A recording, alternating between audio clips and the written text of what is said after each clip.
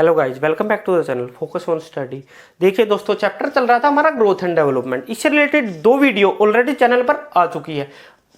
उसमें हमने बात कर रखी है ग्रोथ एंड डेवलपमेंट के डिफरेंस के बारे में, क्या क्या डिफरेंस है इन दोनों के बीच में, इनके सिद्धांतों के बारे में और इनकी स्टेजेज के बारे में। आज हम बात करेंगे थ्योरी, इससे रिलेटेड जितनी भी थ्योरी हमारी ग्रोथ एंड डेवलपमेंट से। सबसे पहले बात करनी है हमें कॉग्निटिव डेवलपमेंट थ्योरी, संज्ञानात्मक विकास का सिद्धांत, गिवन बाय जीन पियाजे। इस थ्योरी पर जाने से पहले बात करेंगे हम जीन पियाजे ने बच्चे के डेवलपमेंट के लिए किन किन चीजों का होना जरूरी माना, महत्वपूर्ण माना है।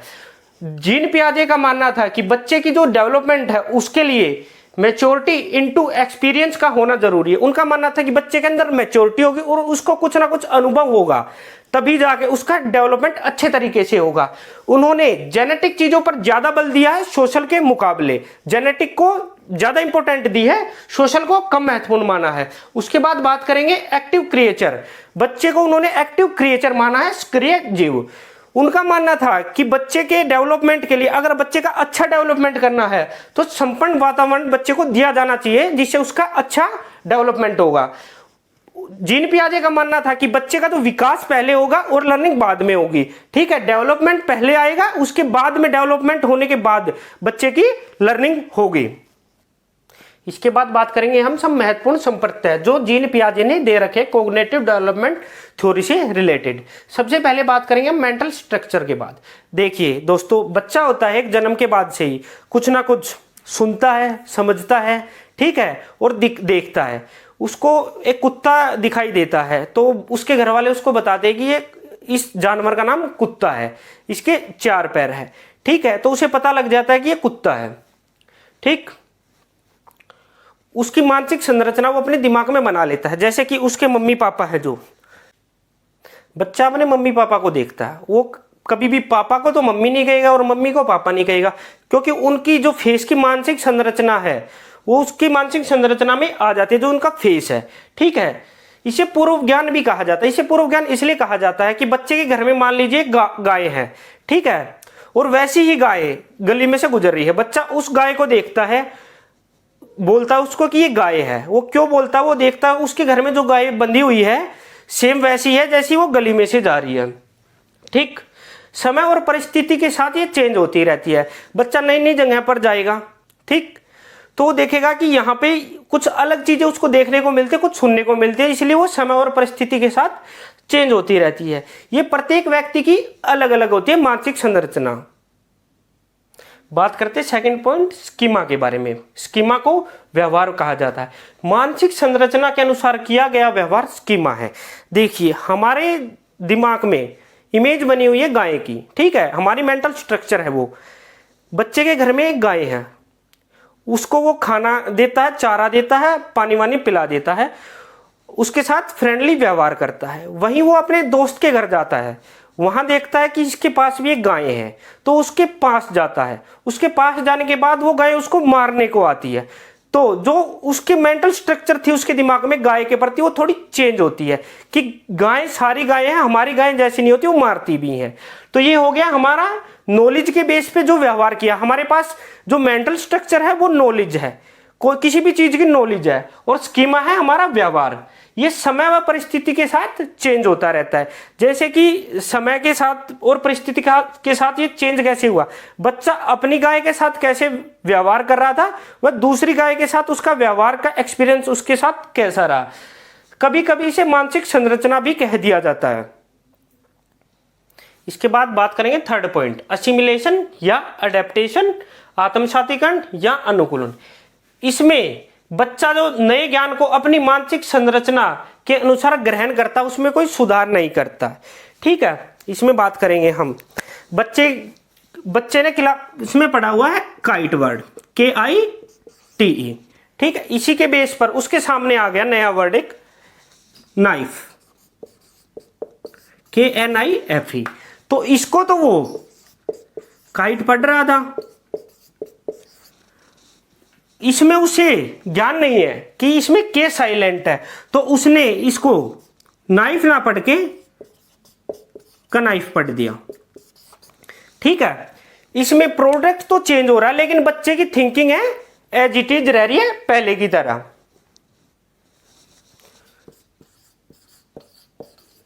प्रोडक्ट चेंज,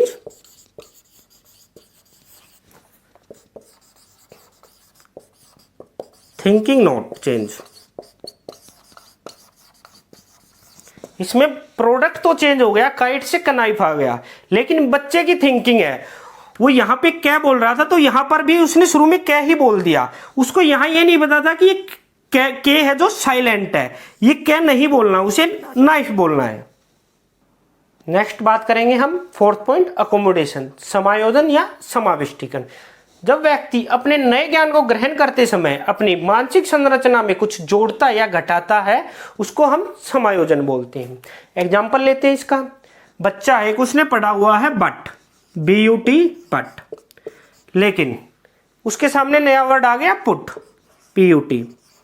ठीक है, उसके सामने जब ये वर्ड आता, उसने ये पढ़ा हुआ बट, ठीक है, उसके सामने ये वर्ड आया, वो मैडम के पास गया कि मैडम इसको क्या बोलेंगे, तो मैडम ने उसे बता दिया कि इसको बोलेंगे हम पुट। ये बट था, इसमें भी UT है, इसमें भी UT है। बच्चा इसको बट बोल रहा है, इसको पुट बोल रहा है, तो वो अपनी मानसिक संरचना में कुछ ना कुछ जोड़ रहा है, उसी के बेस पर ये बोल रहा है। एक और एग्जांपल लेते हैं कुत्ते और बिल्ली का। बच्चे के घर में उसे बताया गया कि बिल्ली ऐसी होती है, उसकी 4 टांगे होती है, छोटी होती है, वगैरह वगैरह। उसके सामने एक दिन कुत्ता आ गया, उसने कुत्ते को देख के बिल्ली बोला कि ये बिल्ली है, तो उसके घर वालों ने उसको बताया कि बेटा ये बिल्ली नहीं, ये कुत्ता है, ये बिल्ली से अलग होता है। तो उसको भी उसने अपनी मानसिक संरचना में ऐड कर लिया। हमारा लास्ट पॉइंट है इसका, इक्विलिब्रियम, समय धारण। ठीक है, इसको बोला गया डिसीजन मेकिंग प्रोसेस।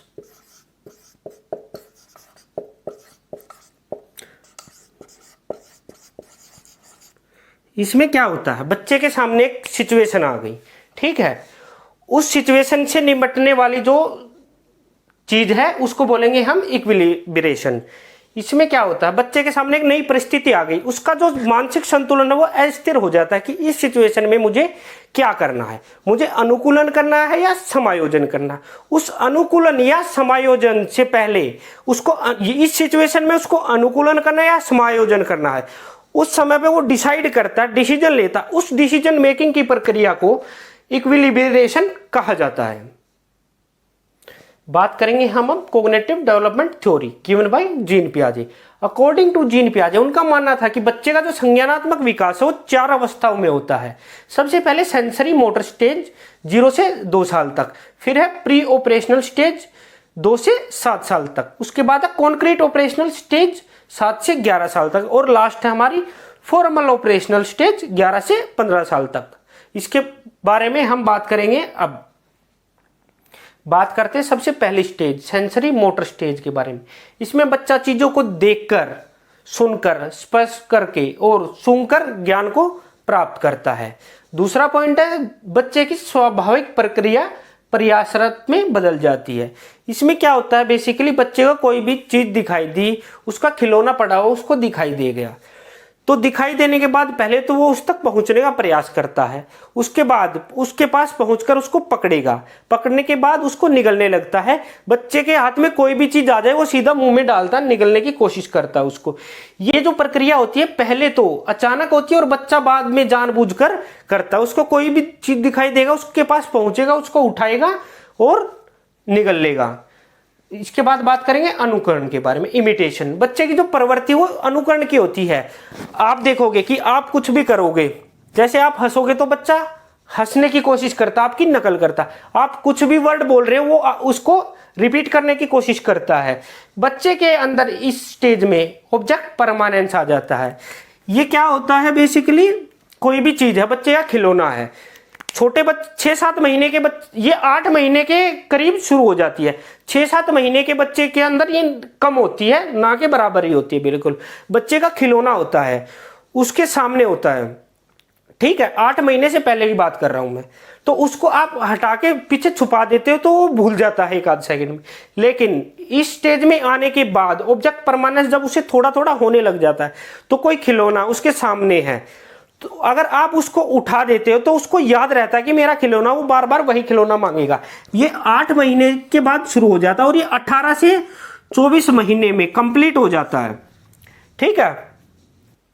बात करते हैं हमारी second stage, pre operational stage, जिसकी एज है 2 से 7 साल तक। कुछ भी करने से पहले बच्चा चिंतन मनन करेगा, उसको बोलते हैं संक्रियात्मक अवस्था। ठीक है, इस अवस्था को 2 भागों में बांटा गया। सबसे पहले प्री कॉन्सेप्चुअल स्टेज 2 से 4 साल तक, पूर्व प्रत्यात्मक अवस्था बोलते हैं इसको हिंदी में।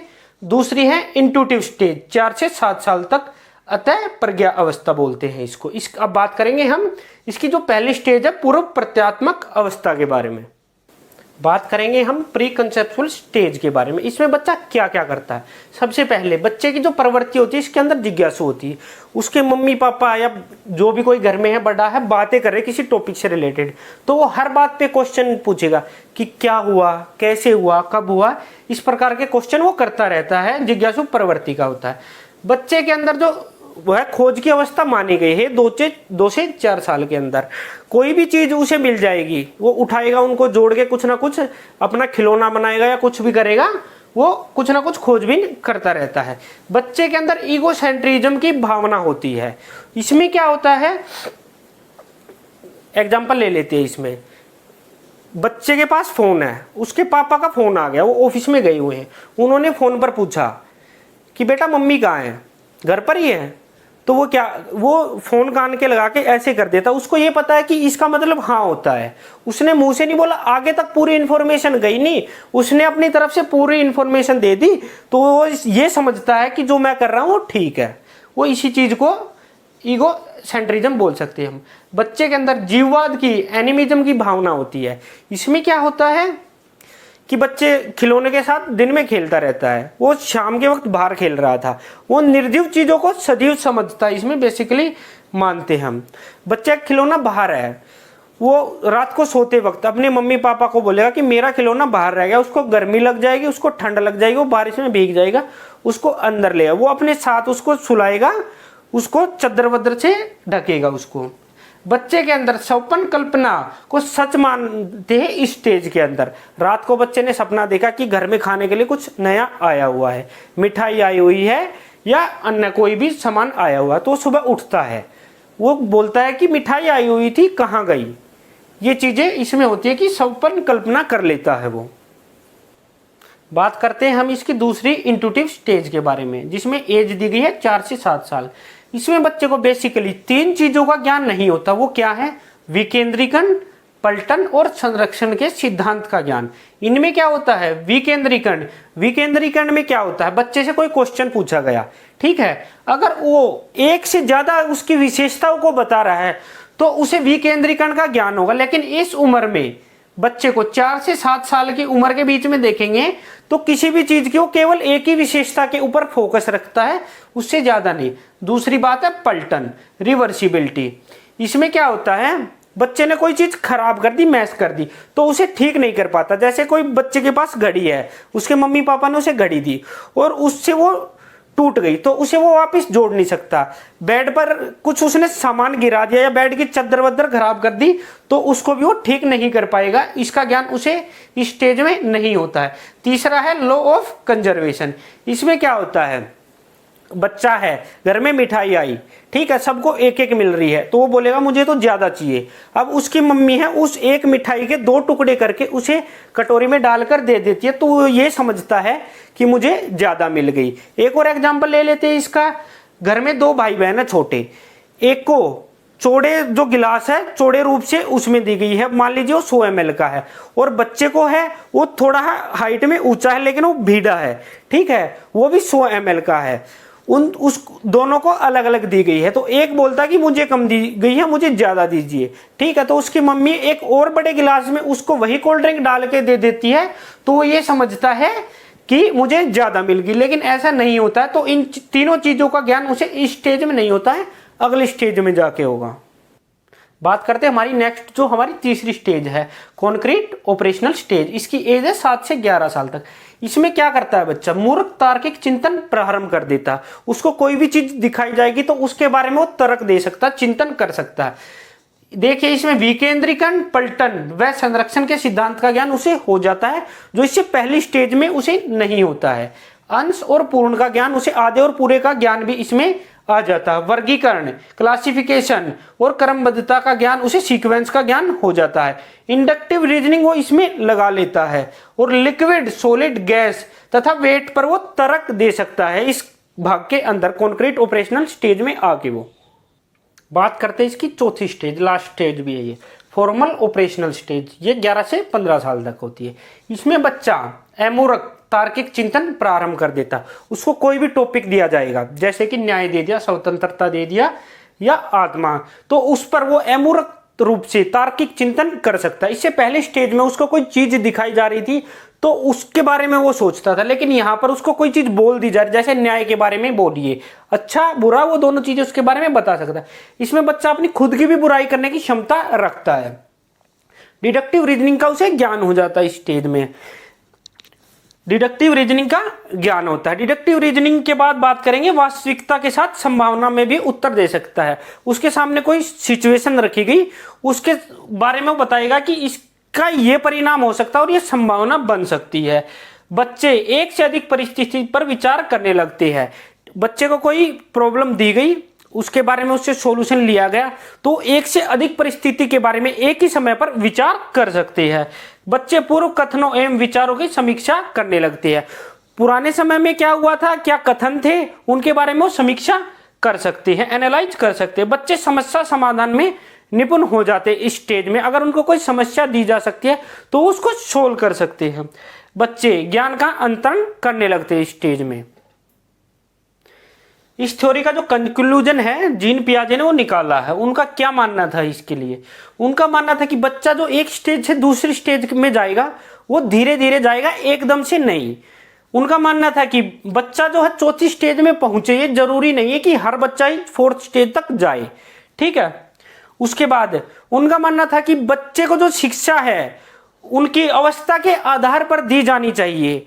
इसीलिए कह सकते हैं कि वो चाइल्ड सेंटर एजुकेशन के पक्ष में थे। देखिए, संज्ञानात्मक विकास का एक सिद्धांत तो दे रखा जीन पियाजे ने, एक छोटा सा है थ्योरी दे रखी है जेएस ब्रूनर ने, ठीक है। इसमें 3 स्टेजेज हमारी, इनएक्टिव स्टेज, आइकॉनिक स्टेज और सिंबॉलिक स्टेज। इनएक्टिव स्टेज में क्या होता है, इसमें बच्चा अपने सेंसेस के द्वारा अपने आप को व्यक्त करता है। जैसे कि उसको दूध की बोतल दिखाई दे गई तो वो अपना मुंह चलाने लगता है, वो इंद्रियों के द्वारा। आइकॉनिक स्टेज में क्या करता है, बच्चा अपने दिमाग में कुछ इमेज बनाने लग जाता है, ये आइकॉनिक स्टेज में आ जाता है, जो इसकी दूसरी स्टेज है।